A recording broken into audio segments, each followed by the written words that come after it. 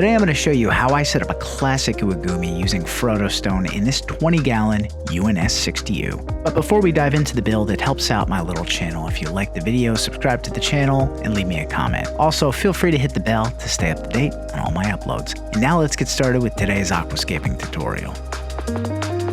One of the most difficult aspects of creating an aquascape with large stones like this Frodo stone is balancing the stone and achieving that perfect angle in soil. So for the first time in the history of this channel, I'm going to be working with a base layer to kind of stabilize those stones. So this is the brand new UNS Controbase, and it's a nutrient-rich substrate base layer that amazingly comes pre-bagged. So this is an absolutely awesome product, and having these bags just kind of ready to go allows you to build up a foundation for your stones. So that's exactly what I'm doing. I'm adding some extra height in the back, and then where I'm going to put my largest stone is going to be supported by these. So these provide that extra cushion, whereas if you're using a really deep layer of aqua soil, things would kind of easily shift and would be quite tricky to get your stone at the right angle. So with my UNS Controbase laid down, it's time to add that first stone, which is the mother stone. And this is usually the step that requires the most contemplation and kind of messing around until you find that perfect angle.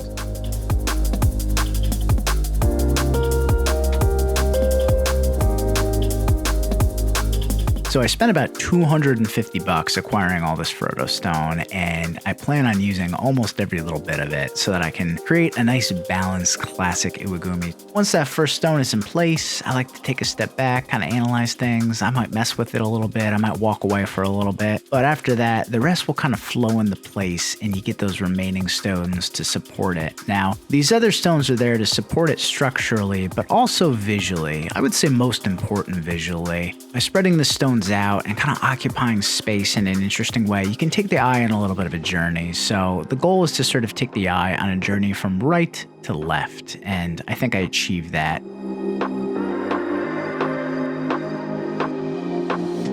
Now, things are looking a little bit unnatural, and this is where layering in aqua soil is going to come into place. So not only will the aqua soil support the stones, but by adding layers of it and covering aspects of the stone, you kind of make things look lived in, like you'd see out in nature. And if you find that things get a little bit too covered and you lose too much of the stone, you could always pull them up a little bit with your hand. So there you have it. That's the hardscape in place for this Iwagumi. And now it's time to plant the tank. But before I do that, I want to get some root tabs in there. These are going to provide the plants with some nice nutrients to give them everything they need to get started and thrive. I'm working with the AQUARIO Neo Plant tabs, and these are great. They last several months and they'll really give your plants a nice start. So with those in place, I'm going to be planting a full carpet of Eleocharis mini. And this is one of the shorter growing hair grasses. Usually I like to use a variety of plants, but for this more classic Iwagumi, I wanted something really simple. The other benefit of working with Eleocharis is it doesn't necessarily need frequent trimmings.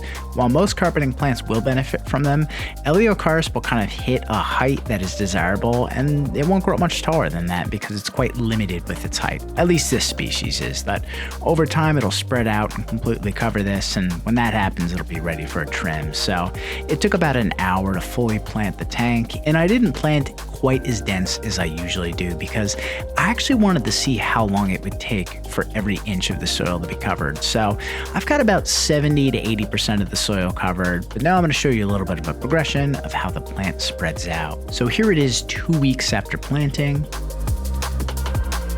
Here it is 3 weeks after planting. Here it is 5 weeks after planting. And here it is 8 weeks after planting.